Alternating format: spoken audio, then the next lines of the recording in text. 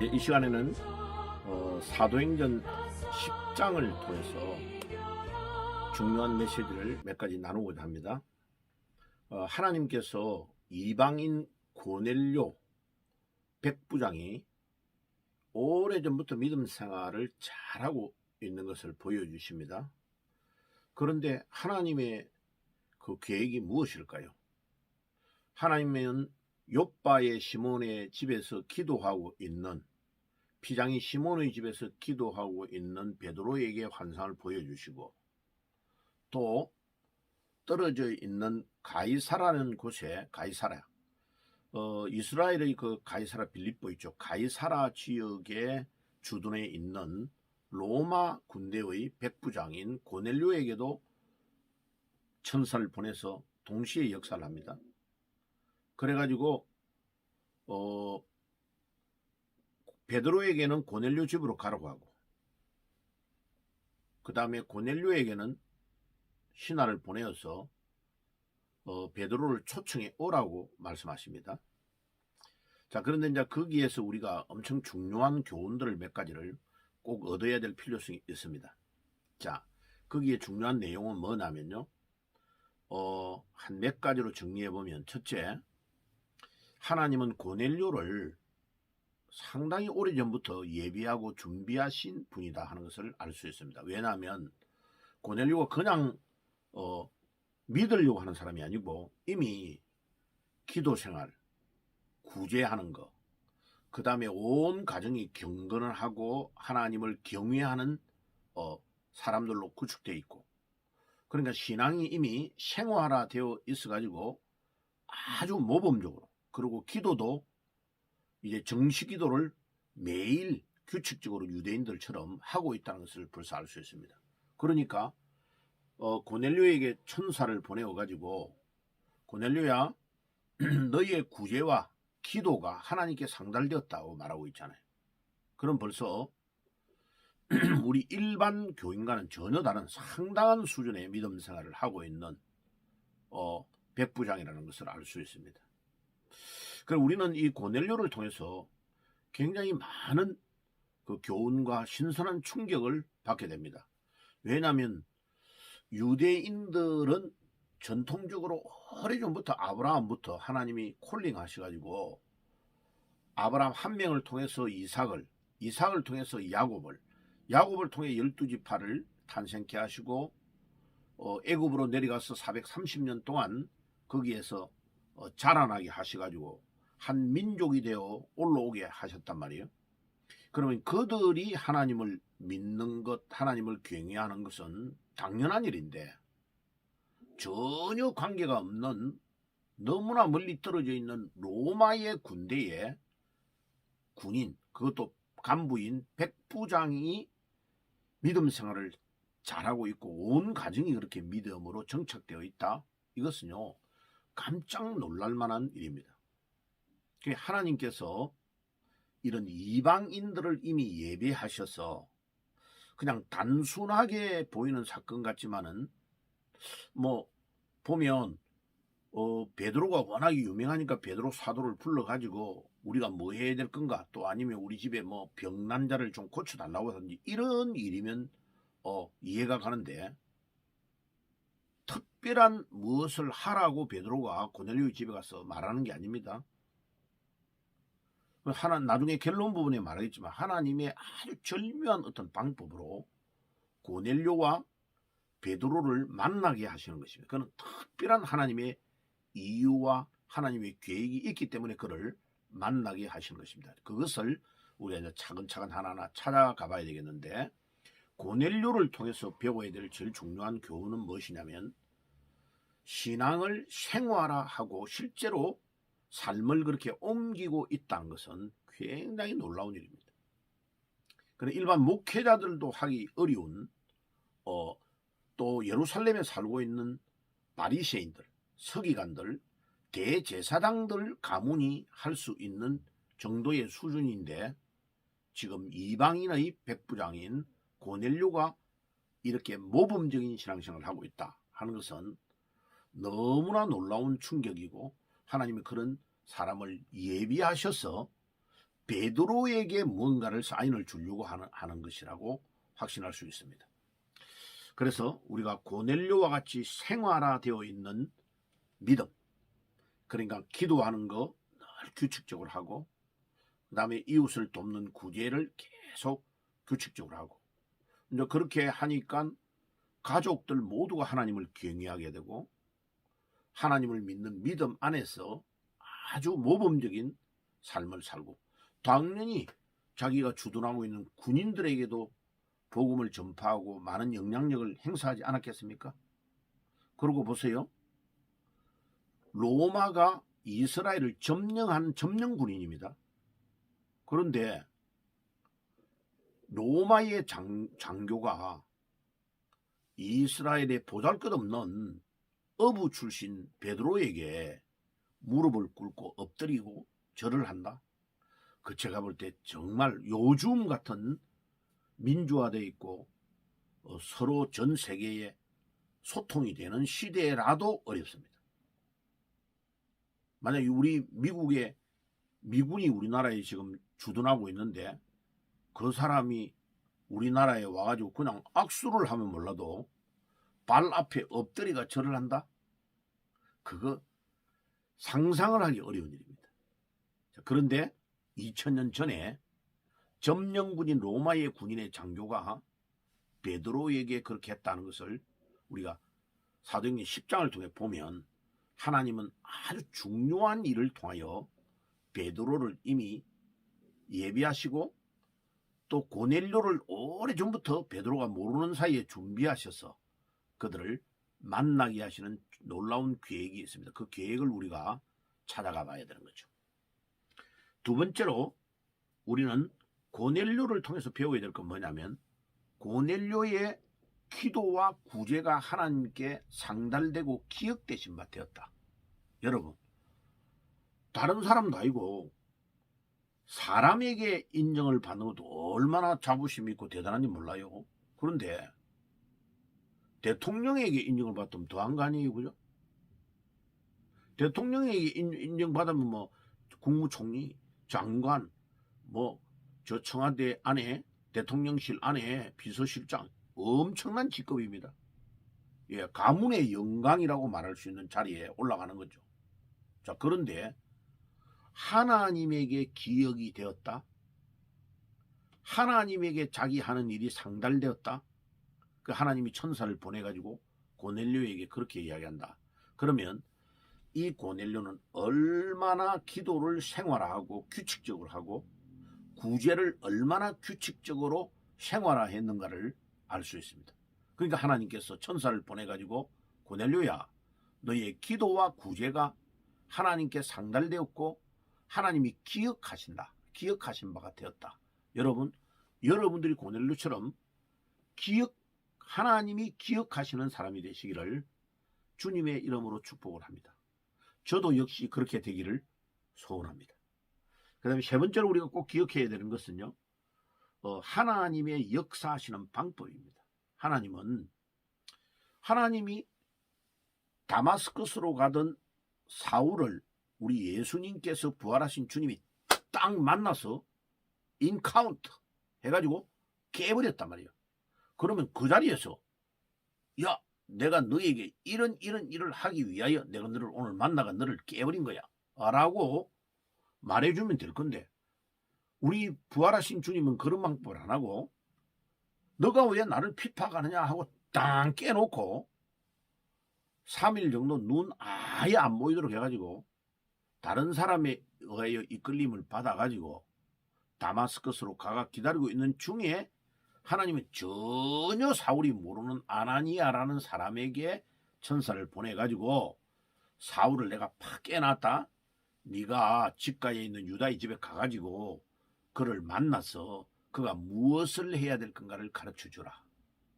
그 내용이 사명이 이방인들에게 복음을 전하는 것과 왕들에게, 그 다음에 유대인들에게 복음을 전하는, 말하면 내노라 하고 배웠다는 사람들에게 본격적으로 또 이방인들에게 복음을 전하는 그릇으로 사울을 하나님이 세웠다라고 말씀하시는 거죠. 그거를 아나니아라는 사명자를 이미 오래전에 다마스커스에 정착하게 하시고 예수를 믿게 하시고 부활하신 주님을 믿고 준비된 사람을 통하여 하나님은 사울에게 전달하게 하시는 거죠. 자, 그러면 오늘 이 고넬료에게도 하나님이 베드로를 만나게 하시고 또 고넬료의 집에 가서 충격적인 것을 베드로가 보게 됩니다. 아니, 하나님이 진짜 우리 유대인들에게만 성령이 임하게 하시는 게 아니고 이방인들에게도 이런 성령이 임하는 것과 놀라운 복음이 이미 증거되어 있는 것을 보게 하시니 놀랍다라고 나중에 사도행전 뒷부분에 10장 뒷부분에 말합니다. 그럼 보세요. 유대인들, 베드로와 같은 이 유대인들은 시오니즘에 빠져가지고 자기 유대인들만 구원을 얻는다고 생각하고 하나님은 우리 하나님이야? 우리 민족의 하나님이야? 우리 유대인들만 구원을 받는다고 하는 시오니즘에 빠져있는 이 사상을 너무나 깨기 힘든 사상이란 말이에요. 그런데 하나님은 이방인 고넬료를 이미 믿음으로 자라나게 하시고 정착하게 만들어가지고 생활화되어 있는 믿음의 사람을 딱 보여줘가지고 자기 유대 나라를 점령하고 있는 로마의 군인의 장교의 집에 가게 하셔서 베드로의 눈과 머리와 시각을 확 열어버리고 깨버리는 역할을 하신다.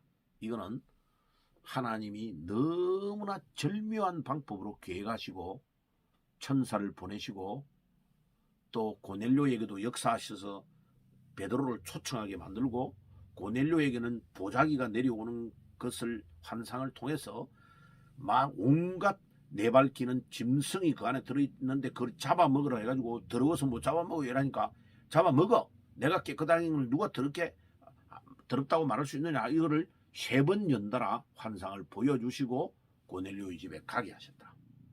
이거는 유대인들의 머리를 깨기가 너무 어려웠기 때문에 하나님은 하나님이 입체적인 방법으로 환상도 보여주시고 고넬료라는 실제적인 인물과 그 가정과 복음화되어 있는 역사하심을 보게 하셔서 문을 열어 제키시는 것입니다. 나중에 이제 이 사건을 사도행전에 이제 예루살렘에 올라가서 예루살렘 총회에서 베드로가 보고합니다. 이것 때문에 엄청나게 혼란을 당하고 어려움을 당해요. 왜? 유대인들이 이방인의 집에 갔다? 있을 수 없는 일이야. 근데 거기에 가서 복음을 전했다? 근데 거기에 또 성령이 임했다? 거기에 세례를 줬다는 소문이 다 들리니까 이게 보통 사람 같으면 베드로 정도의 수준이 아니었으면 바로 이단으로 정죄될 수 있는 수준의 잘못을 지금 행한 거예요. 그런데 하나님의 역사심이 너무나 명확하니까 베드로가 거부할 수 없는 거죠.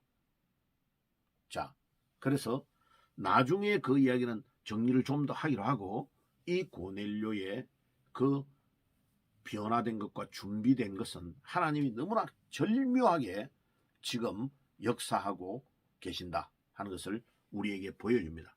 그래서 하나님의 이런 절묘하신 방법, 조금 전에도 말했던 것처럼 하나님은 하나님이 모든 걸 다 안 하시고 하나님은 요소요소에 우리가 상상하지 못하는 사람을 미리 준비하셔서 천사를 보내시고 그 사명자, 그 사도 이런 사람을 통해서 누구누구에게 무언가를 해야 될 건가를 가르쳐 주시는 하나님이 사람을 반드시 통하여 역사하신다.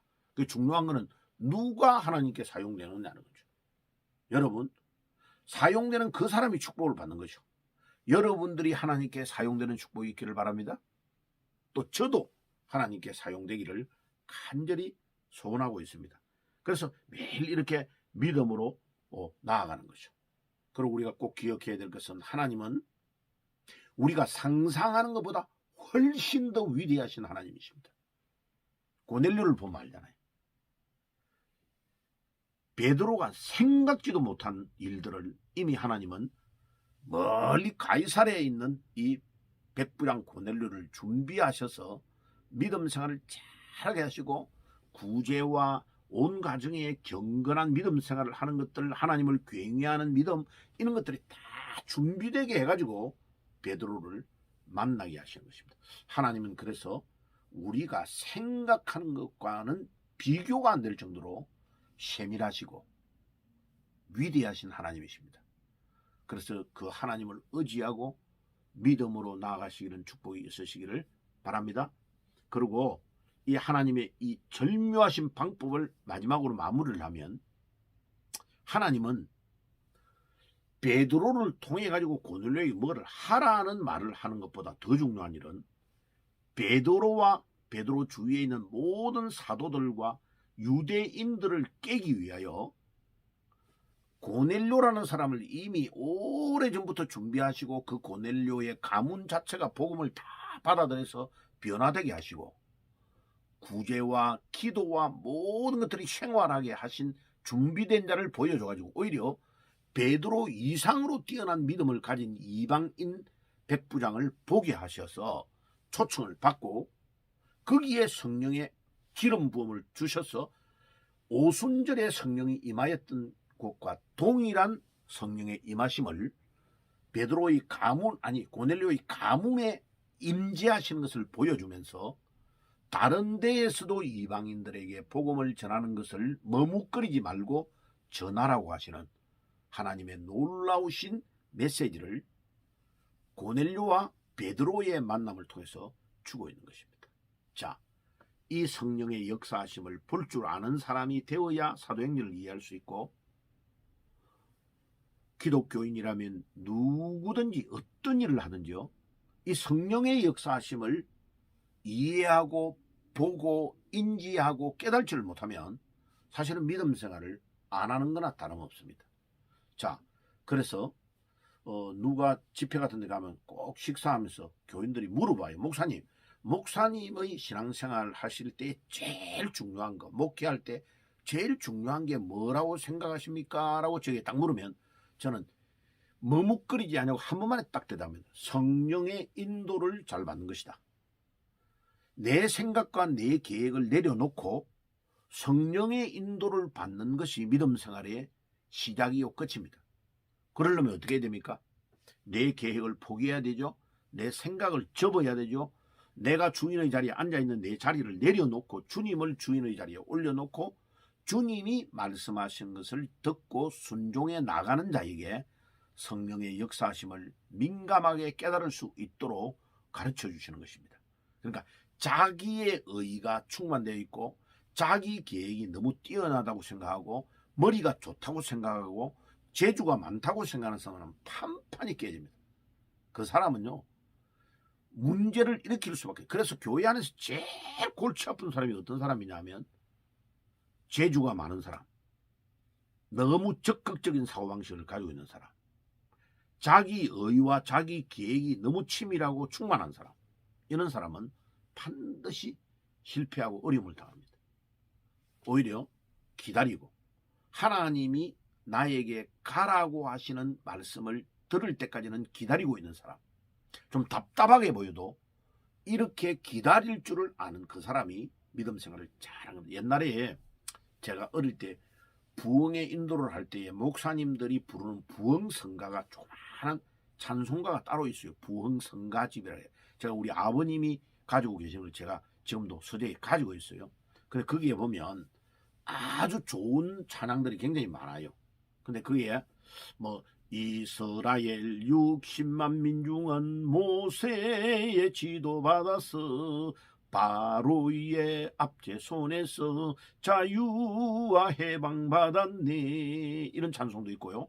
그다음에 그 중에서 어떤 가사가 있냐면 모세를 가장 위대하다고 말하는데, 그러니까 주 정하면 나 정하고 주 동하면 나 동하네, 그런 가사가 있어요.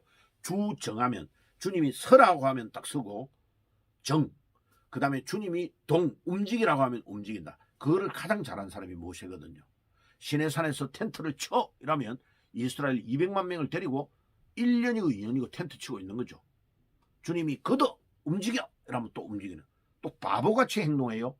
그런데 그 사람이 지면에서 가장 온유한 모세라고 평가를 받는 거죠. 신앙생활에 제일 중요한 것은 성령의 인도를 받는 겁니다. 그러려면 어떻게 해야 됩니까? 매일 기도를 생활해야 되고 하나님의 말씀을 늘 묵상해야 되고 이 두 가지를 정확하게 할 줄 알아야 돼. 말씀을 늘 묵상하고 하나님의 말씀을 붙잡고 기도하는 것을 생활하고 기다려야 돼요. 그러면 하나님이 말씀하시는 것이 내한테 들립니다. 하나님이 말씀하실 때까지 기다리고 있는 거죠. 그때까지가 가장 힘들어요. 그런데 하나님이 명령을 딱 내리시고 가! 이러면 가면요.